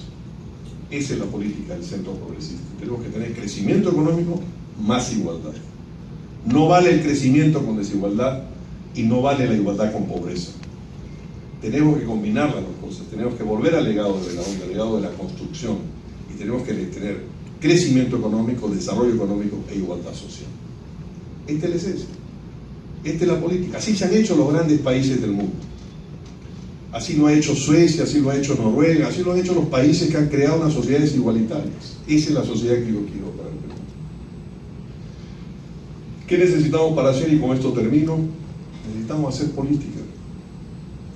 Yo quiero invitarlos a ustedes, mi partido comenzó en 1956 con un profesor universitario al que la derecha decía que estaba loco, igual que me dijeron a mí porque está diciendo cosas absurdas. Era un profesor universitario al cual siguieron jóvenes universitarios. Acción Popular fue hecho por jóvenes universitarios. Mi campaña no le hizo el partido de Acción Popular ni los del aparato de Acción Popular ni esos dirigentes anquilosados de Acción Popular. Estaban viendo si iba a pasar la valla o no y si quería hacer eso. A mí, candidato a la vicepresidencia, tuve que prohibirle un día, le dije a Víctor Andrés, no vuelvas a decir lo de la valla, que nosotros somos un gran partido. No creía nadie en la Acción Popular. Mi campaña no la hice sobre el aparato de Acción Popular, que no habían logrado presentar candidatos en el año 2014 que en el 10 o 15% del país. Que fueron a unas elecciones y no pudimos tener ni candidatos para llenar las listas parlamentarias. ¿Te acuerdas o no? ¿Quiénes hicieron mi campaña? Mi campaña la hicieron los barnechéveres. Yo he venido a agradecerles a todos los clientes que están acá. Además, tengo que decirles esto, cuando salió los barnechéveres, me dio una gran ilusión, me encantó. Entonces regresé a mi casa y le dije a mi hermano y a mi hijo, le digo, genial, ¿a quién se le ocurrió esto? ¡Qué bueno! Y Cayetano me mira y me dice, ¿de qué estás hablando, viejo? No, porque ¿a quién se le ocurrió los barnechéveres? Y Cayetano me dice, viejo, no tenemos ni idea de quiénes son, han salido espontáneamente. Y así fue. Entonces se llamaban barnechasqui, barnechalacos, barnechurres. Todo ahora hay una discusión de dónde empezaron, si en Chiclayo, si en Piura, en Lima. Pero a mí mi campaña es la juventud. Y esa es la fuerza. Yo por eso estoy recorriendo todo, porque si la juventud no hace política, nunca cambiaremos este país. Entonces yo quiero agradecerles, por supuesto, en primer lugar a los que me apoyaron en la campaña, pero quiero darles muy efusivamente la bienvenida a los jóvenes de otros partidos políticos que están acá, que hayan votado por el Frente Amplio, hayan votado por el APRA, bienvenidos. El Perú es una sola casa, tienen ustedes sitio en Acción Popular. Acción Popular es la casa de la peruanidad. Nosotros no excluimos a nadie, queremos ser un partido abierto, un partido integrador, un partido inclusivo. Pero yo los invito a hacer política. La fuerza de este país siempre fue la juventud. Los que pelearon en Junín y en Ayacucho eran adolescentes y jóvenes. Los que pelearon en San Juan de Miraflores, como ya lo dije, eran jóvenes. Los que hicieron la revolución de Mostajo en 50 eran jóvenes. Los que hicieron Acción Popular en 56 eran jóvenes. Los que hicieron mi campaña eran jóvenes. Tienen que hacer política. La política no es lo que ustedes ven en los periódicos, no es el señor Moreno, el señor Cuchiquis que se equivoca de su asesor, ni son los grandes intereses económicos, ni son lo que ustedes leen en los periódicos. La política no es el asilo de los sinvergüenzas. La política no es el hogar de los corruptos.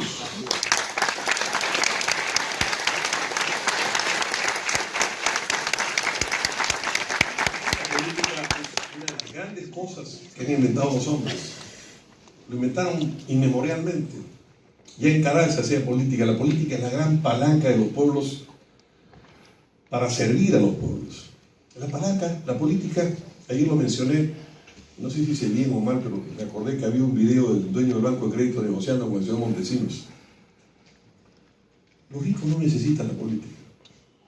El señor Montesinos lo recibió igual, y tuviera partido, no tuviera porque era rico.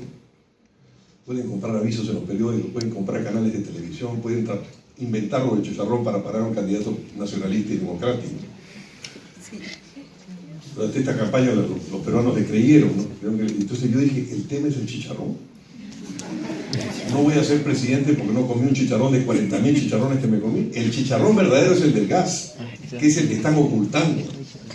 E hicieron toda esta campaña de chicharrón para ocultar el chicharronazo del gas. Por eso hay que rescatar esto y que el Perú no se coma otro chicharrón en 2021. Pero esencialmente, la política no la necesitan los ricos, la necesitan los pobres. Por eso es tan inaceptable cuando un alcalde o un gobernador regional roba, porque está traicionando la esencia de la política. La política se inventó desde Grecia, de las viejas civilizaciones, para crear una mejor convivencia humana, para crear un contrato social más igualitario entre las gentes, para lograr reequilibrar lo que el mercado no da, la política lo compensa. Para eso se hace la política, para corregir las desigualdades. Por tanto, la política es la gran palanca de los pueblos. Hay que hacer política. La política es una cosa noble. Y la política hay que hacerla en partidos políticos. A mí me dijeron muchas veces, si quieres ver política, inventa otro partido. Entonces, invento otro partido. Como el señor Kuczynski inventa un partido que tiene 2.300 inscritos, no sabe a quién poner. Entonces le pasa lo de su asesor, que es un señor que nombra un asesor y no se da cuenta que ha nombrado. Los partidos son filtros naturales de selección. Cuando hay un partido político nacional, los miembros de ese partido se conocen, saben quién es más inteligente, quién es menos inteligente, quién ha cometido un delito, quién no ha cometido un delito, quién es eficiente y quién no es eficiente. Son los grandes partidos. Yo acabo de estar invitado a las elecciones del gobierno vasco de un gran partido, pequeño partido, porque es una región pequeña, pero es uno de los grandes partidos del mundo, el Partido Nacionalista Vasco. Ya ha logrado crear una sociedad igualitaria. Y el Partido Nacional conoce a todo el mundo. El presidente de FIBA conmigo, o yo con él, mejor dicho, y conocí en cada pueblo quién era cada quien. Para eso son los partidos. Y en consecuencia hay que reconstruir los partidos políticos. Pero los partidos políticos, y con esto termino, no pueden ser los partidos del pasado. No pueden ser partidos de aparato donde hay un señor que es secretario general o presidente, secretario general que manda, un comité ejecutivo nacional que manda al departamental de decir esto al digital. Son los partidos del pasado. Los partidos de la época moderna son partidos del mundo de Internet. ¿Qué cosa es Internet? Internet no es una estructura, Internet es una red. ¿Qué es lo que uno hace en Internet cuando entra a Internet? Navega en Internet. Entonces los partidos tienen que ser partidos redes, por tanto tienen que ser partidos horizontales, partidos democráticos. Partidos donde los candidatos no son designados por los jerarcas del partido, sino en elecciones universales del partido. Partidos, no como los que quieren hacer los dirigentes anquilosados del partido, que no quieren que los barnechéveres voten en las elecciones de acción popular, no, que se queden fuera. A los jóvenes que hicieron la campaña están fuera. Y los que son los dueños del partido son los que no tenían sino decimales de las votaciones. Todo el mundo tiene que votar. Tienen que ser partidos abiertos. Y tienen que ser partidos democráticos, integradores. Todos estamos unidos en esta gran causa que es el Perú. Y por eso yo voy a lanzar a la Secretaría General de mi partido, a Víctor Andrés García Belaúnde, para que sea el nuevo secretario general de Acción Popular, pero para hacer este nuevo partido que tenemos que hacer. Y todos los otros partidos.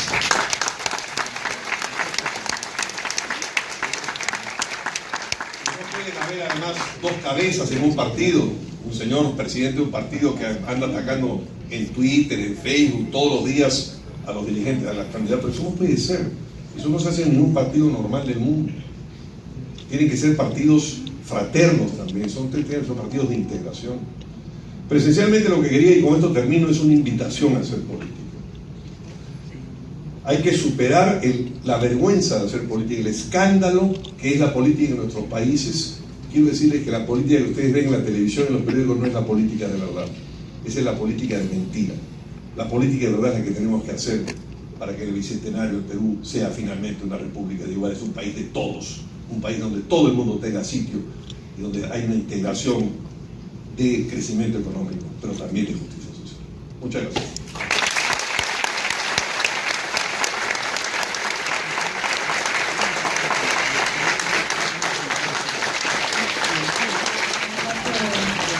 Creo que ha sido una conferencia enriquecedora, interesante e inspiradora para nosotros los jóvenes.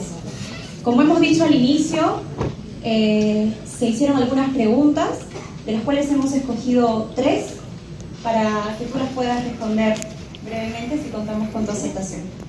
Dame un segundito. Las han enviado a la página de Jóvenes en Acción. Y la primera pregunta es de Enzo Gómez Rojas.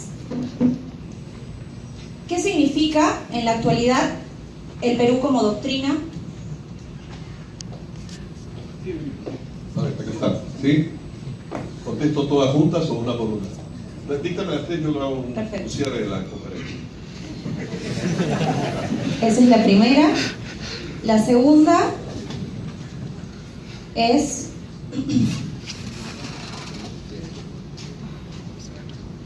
¿Cuál debería ser la participación de los jóvenes peruanos en la construcción de una república de iguales altamente competitiva? ¿Y cuál es el papel de las universidades para el alcance de este desafío? Esta pregunta la ha hecho Fanny Pedregal Vice.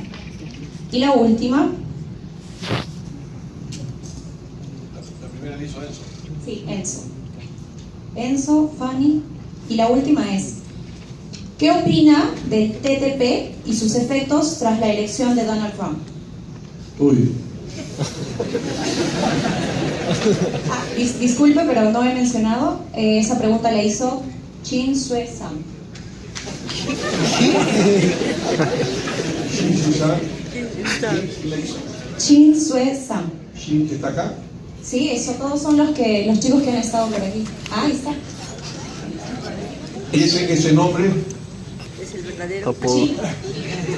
Chino peruano. Chino.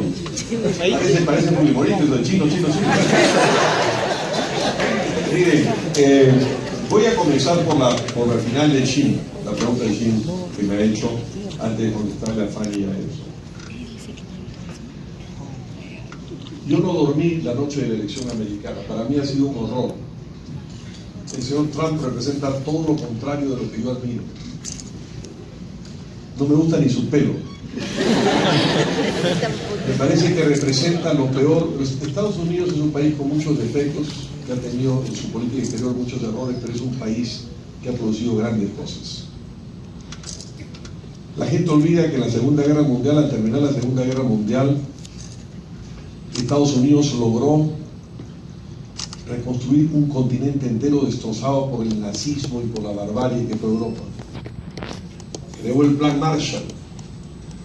El Plan Marshall, que fue una inyección de dinero que reconstruyó Europa muy rápido. Todo el dinero del Plan Marshall, dicho sea de paso, fueron solamente 13.000 millones de dólares de entonces. Traídos a valor presente de ahora deberían ser más o menos unos 100.000 millones de dólares. Crearon el mundo moderno. Fueron además, y eso lo lograron porque lograron un consenso bipartidista, que es lo que el señor Trump rompe. Cuando el señor Trump en un debate insultó a Hillary Clinton, le dijo que era una mujer repugnante, a mí me pareció una cosa horrorosa, me pareció una falta de educación, una falta de elegancia.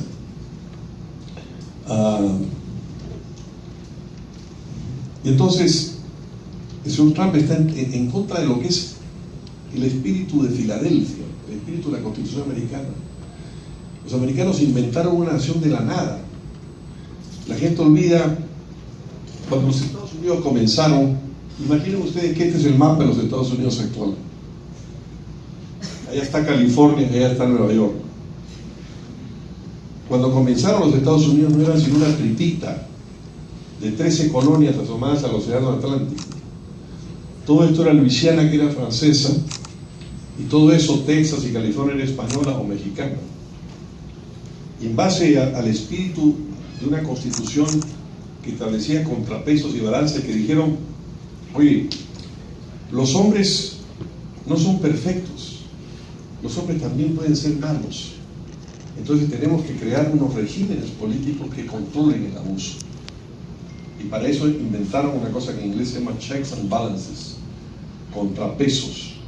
Inventaron un sistema republicano de gobierno. Y ese espíritu de Filadelfia contra el que el señor Trump emerge. Ha partido los Estados Unidos. Ha roto esa unidad fundamental de una nación. Entonces, para mí me parece una cosa horrorosa. Tan horrorosa que ayer leí, con igual de horror, que el Ku Klux Klan, que es una secta racista, la secta de las capuchas blancas que se quedan para matar negros e incendiar pueblos negros, ha sacado un aviso festejando la elección de Trump. Entonces yo creo que la elección de Trump marca una dirección equivocada en la política de los Estados Unidos, es el tipo de y además crea un mundo horrible. El mundo en el que estamos, a mí una de las cosas que al día siguiente de la elección me llegó un libro que había pedido por Amazon, una biografía de Robert Kennedy que estoy leyendo, estoy terminando ahora, me he traído a Arequipa, y me llegó el mediodía del miércoles. El cartero me la pudo dejar un día antes, el lunes o el sábado, pero me dejó de casualidad ese miércoles. Dije, este es un regalo de los dioses, es un antídoto a Trump.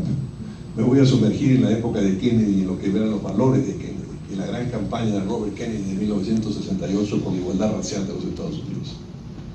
Cuando matan a Martin Luther King y empiezan a incendiarse los pueblos negros, y Bob Kennedy se mete a un gueto negro sin protección, sin guardaespaldas, y se sube detrás de una pick-up y empieza a hablarles.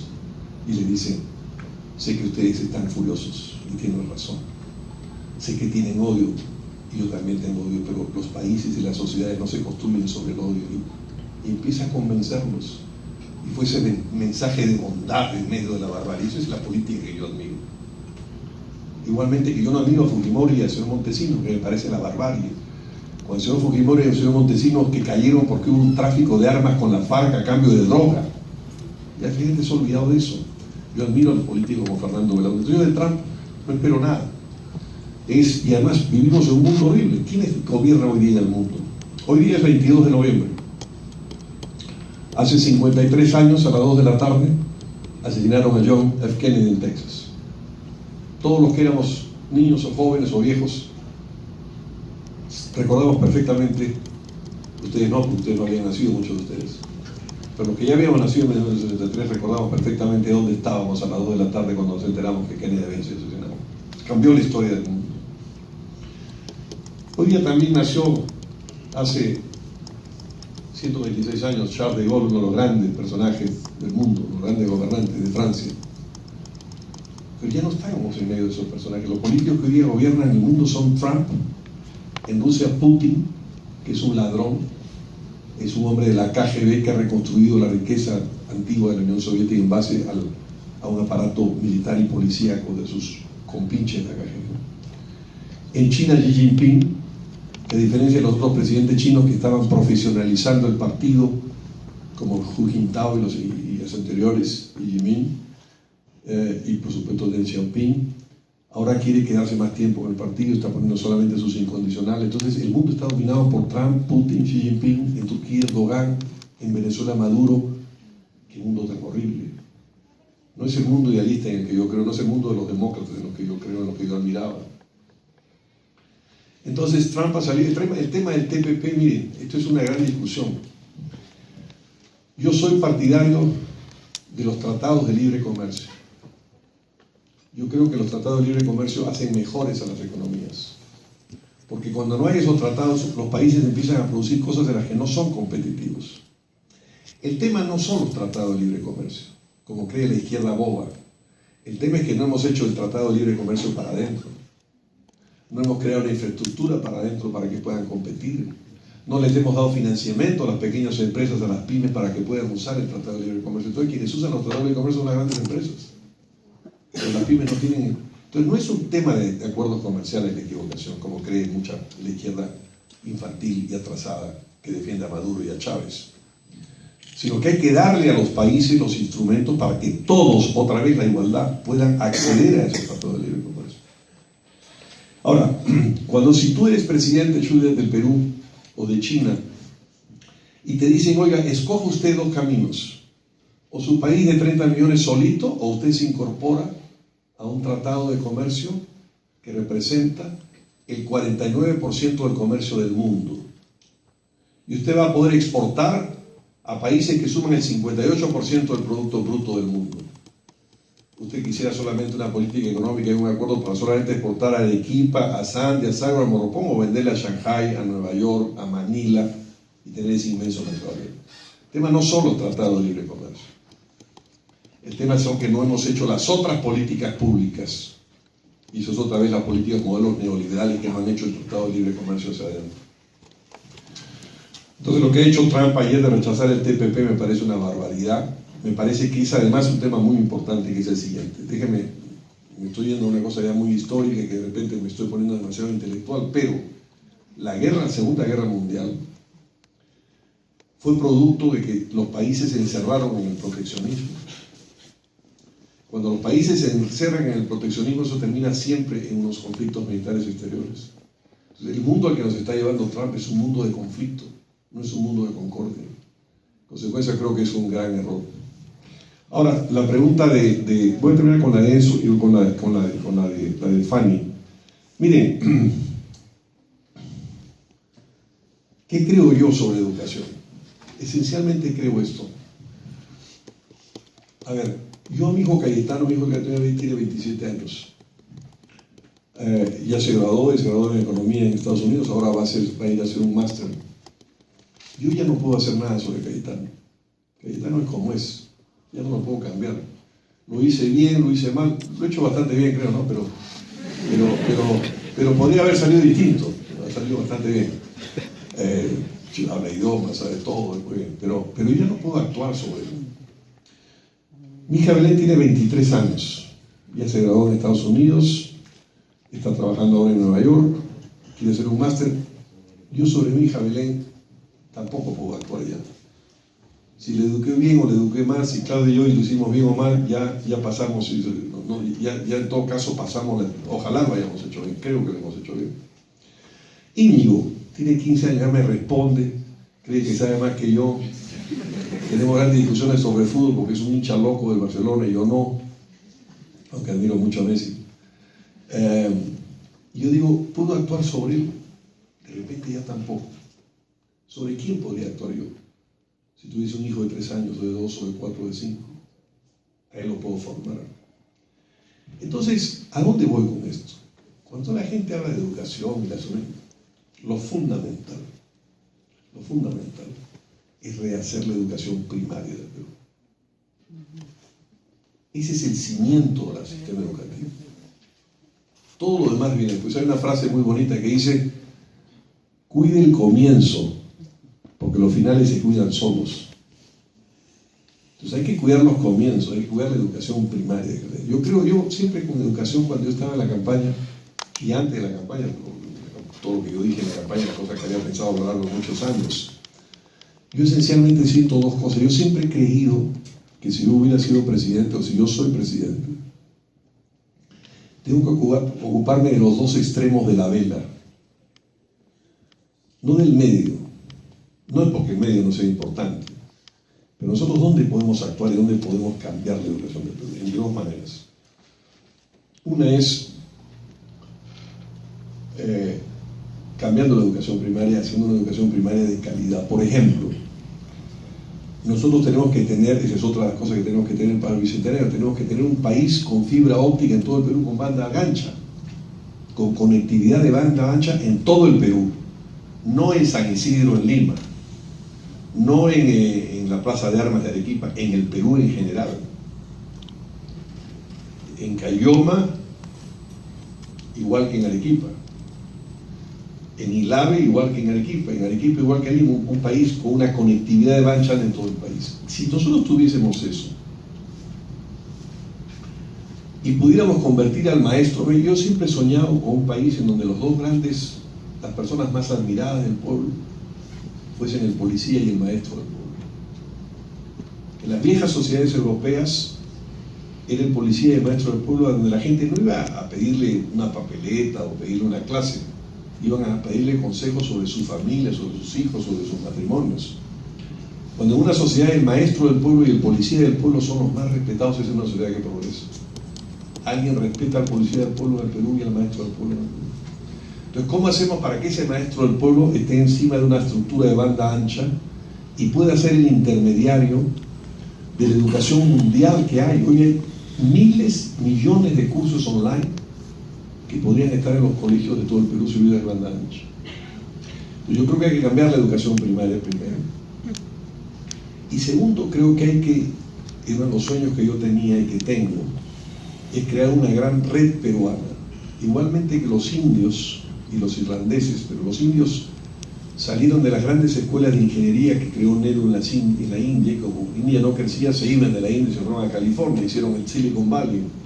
Gran parte del desarrollo de la industria de la información americana es de indios, que se fueron a Estados Unidos y nunca volvieron a la India, porque se casaron allí, tuvieron hijos, el hijo se casó con una gringa, pero volvieron digitalmente a la India.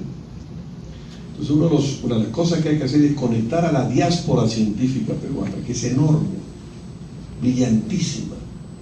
Este amigo mío que me llamó a apoyarme se llama Carlos Bustamante. Yo lo conocí hace años, que me invitaron a cerrar en un panel, un seminario sobre intelectuales y poder en la historia del Perú.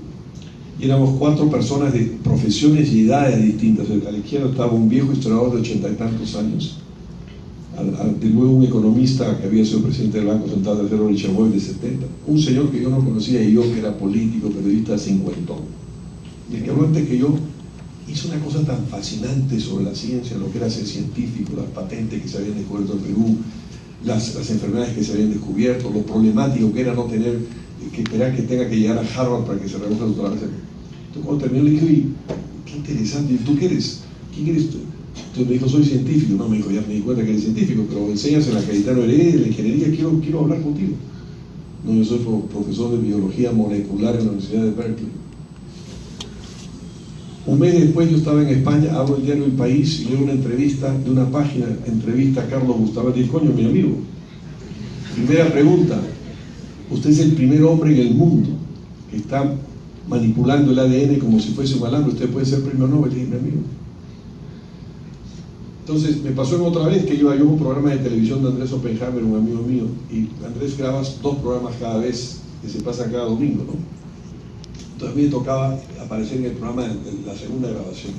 Y en la primera había un alemán, vikingo, Walter no sé qué. Y yo dije, estaba yo con mi hermano Álvaro, le digo, ¿y dónde habrá aprendido este alemán y español para venir al programa de televisión en español? Y el alemán empieza a hablar y no solamente habla un español perfecto, sino habla como un miraflorino.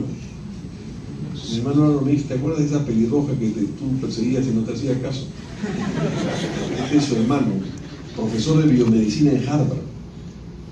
El primer matemático de Brasil es peruano. El primero, uno de los grandes científicos que está en Singapur, el Perú tiene una red enorme de científicos. Entonces yo le pregunté a Carlos Bustamante, que dirige, me dice, yo dirijo un laboratorio de biología molecular que está en la intersección de física, biología y química, me dice. Y bueno, yo estudié letras y administración, no entiendo lo que me estás hablando, ¿para qué sirve? Bueno, mi instituto puede, por ejemplo, restablecer los códigos genéticos de los camélidos que se han perdido. Ah, caramba, eso es enorme actualidad e impacto en el Perú. O de los algodones que se han perdido. Entonces, ese instituto puede estar en conexión inmediata con una universidad peruana. Entonces, toda esa diáspora enorme, si nosotros, por un lado, reconstruimos bien la educación primaria, y arriba conectamos a esa diáspora científica de primer lugar mundial, ponemos al sistema universitario del Perú en la punta del mundo. Eso es lo que sueño Fanny para la educación. La pregunta de eso sobre el Perú como doctrina es muy sencillo. Mira, Fernando Belaúnde fue muy curioso. A Fernando Belaúnde tú no podías con él hablar sino sobre el Perú. Cada vez que ibas a hablar de un libro que había sobre el Perú, o si me llamaba, me decía, Alfredo, se está yendo de viaje, usted me ha enterado. ¿Me puede traer el libro del profesor que ha salido este libro en Estados Unidos sobre él? Era siempre un tema del Perú. Y sin embargo él estudió fuera, porque su padre fue exilado por el guía, exiliado. Entonces hizo su colegio primario en Francia. Me decía Belaúnde siempre, yo era muy travieso en el colegio, siempre me botaban a la puerta, me decían, Monsieur Belaúnde a la porte. Me lo botaban a la puerta, entonces tenía que parar 2 horas en la puerta. Y luego él va a estudiar arquitectura en Estados Unidos. En los años 30, se graduó en 1935. Entonces él ve el surgimiento de Franklin Roosevelt, que fue una gran influencia sobre él. Pero él luego viene y empieza a viajar por el Perú. Antes de ser presidente, siempre me decía, Alfredo, viaje por el Perú cuando no hay elecciones y cuando no es candidato, porque ahí es cuando usted aprende. En la campaña no se aprende, en la campaña se dice lo que uno aprendió. Lo he experimentado en esta campaña. Entonces me tiene usted que viajar. Entonces comienza a viajar por el Perú, leyendo, llevando siempre libros de historia con él, libros de historia peruana. Entonces descubre en el Perú cosas fantásticas y dice, descubre cosas como esta. Oiga, descubro que los incas hicieron una vialidad y esa vialidad integró un territorio muy difícil. La geografía del Perú es una geografía muy arisca, muy difícil. Nosotros pasamos del océano a la selva en muy pocos kilómetros. Nosotros no recorremos 3.000 kilómetros, pero a veces recorremos 300, 350, y en esos pocos centenares de kilómetros recorremos todos los microclimas del mundo. Una geografía difícil, loca, pero lograron esta integración. Entonces descubre la lección de la vialidad. Luego descubre otra lección y dice, hombre, hay una relación entre esta vialidad y la tierra. Hay una ecuación hombre-tierra. A cada kilómetro de carretera tiene que haber tantas kilómetros. Un día me dijo, en una conversación en su estudio, le dije, presidente, ¿de dónde se te ocurrió la marginal? Me dijo, mira, Alfredo, llegábamos muy cansados de un viaje y estábamos en San Ramón.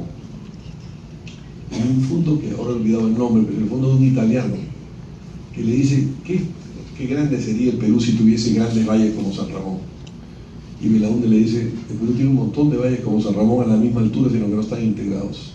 Entonces ahí se me ocurrió que había que conectar el Perú, conectar todos los valles y hacer la marginal. Pero esencialmente me di cuenta, Alfredo, que a cada kilómetro de carretera correspondían 1000 hectáreas de frontera agrícola.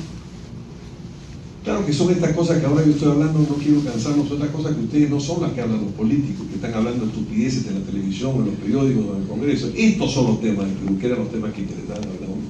Entonces dijo, hay una lección adicional que es la ecuación hombre-tierra.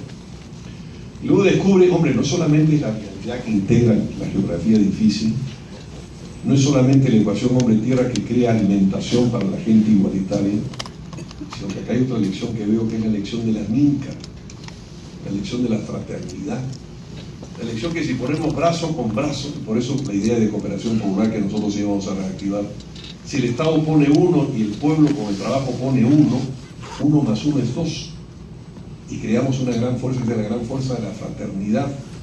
Ese trabajo que hacían los incas de guardar pan para mayo, de guardar en grandes siglos cuando hubiera flaquezas o sequías.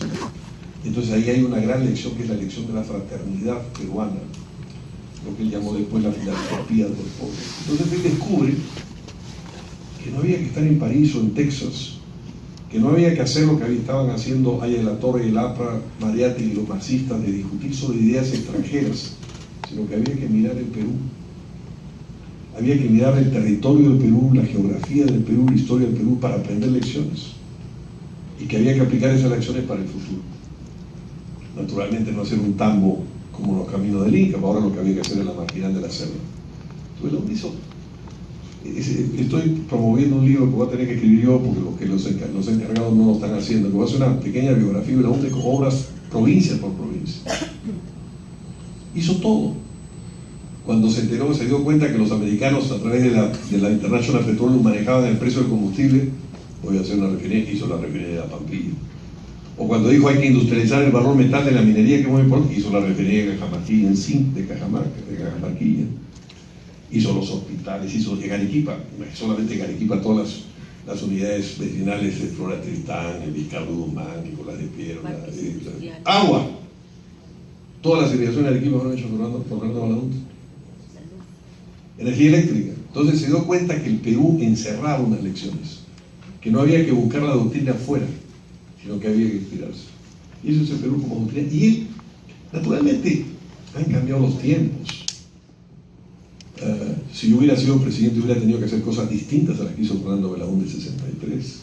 Los tiempos han cambiado, la tecnología ha cambiado.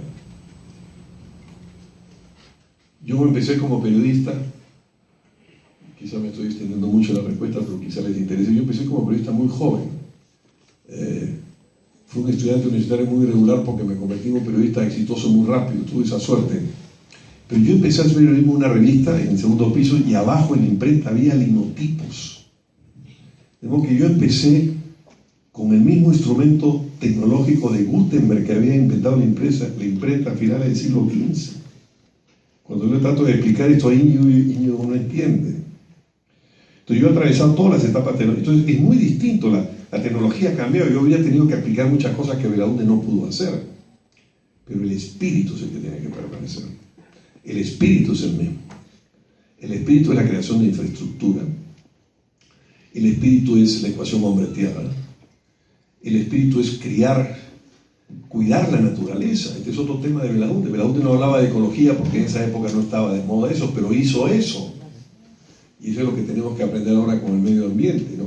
No para matar la minería como quiere la izquierda tonta, que ha sido siempre la columna vertebral de la economía peruana y la vaca que el Perú ha ordeñado siempre, pero para que se cumplan también los temas de medio ambiente, ¿no?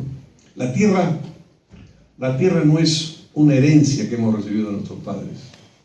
La tierra es un préstamo que nos hacen nuestros hijos. Es muy distinto, entonces tenemos que cuidar. Pero esencialmente ha cambiado la tecnología, tendríamos que hacer muchas cosas, pero el espíritu hubiera sido el mismo. Es un espíritu de fraternidad peruana, de concordia peruana, de integración de todos los partidos, de búsqueda de las grandes cosas de infraestructura y de crear esencialmente crecimiento económico y distribución social. Espero que haya contestado la pregunta de eso, de Fanny y de Chuy. Y muchas gracias, realmente he estado encantado de estar acá. Quiero que sepa que cuando apenas me inviten Voy a traer, mi mujer quería venir conmigo también, pero tenía una cosa mañana en el hospital del niño, así que no pudo venir, pero la próxima vez la voy a traer porque todos nosotros somos unos... yo admiro mucho a Arequipa, y quiero que ustedes, nacidos o no nacidos en Arequipa, de familias arequipeñas o de familias puneñas o de familias cuqueñas, donde sean, tengan orgullo de la ciudad en la que viven. Esta es una gran ciudad. Arequipa tiene que volver a ser no solamente un gran centro para acción popular, que es donde nació de alguna manera, en la tierra ancestral de Belaúnde, sino que tiene Arequipa que volver a ser el gran centro rector del pensamiento republicano en el Perú. Ojalá podamos hacerlo juntos.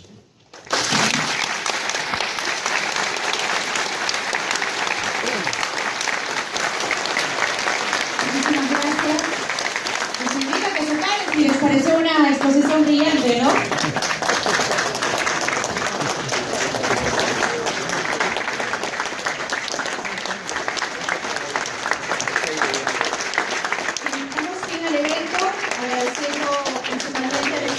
Señor Alfredo Barnechea, por tan interesante e inspiradora conferencia, a los jóvenes y a las autoridades presentes por su participación, al público en general, confiando en que muy pronto nos volveremos a encontrar. Unas breves palabras.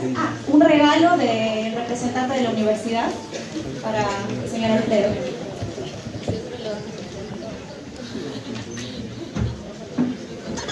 Muchas gracias por la exposición. Estamos seguros que no será la primera. Estaremos en el aula universitaria siempre abiertos a todas las ideas que se puedan encontrar. Como es tradicional en la universidad, vamos a entregarle el símbolo de la universidad para que se acuerde y para que lo lleve siempre en su corazón. Muchas gracias.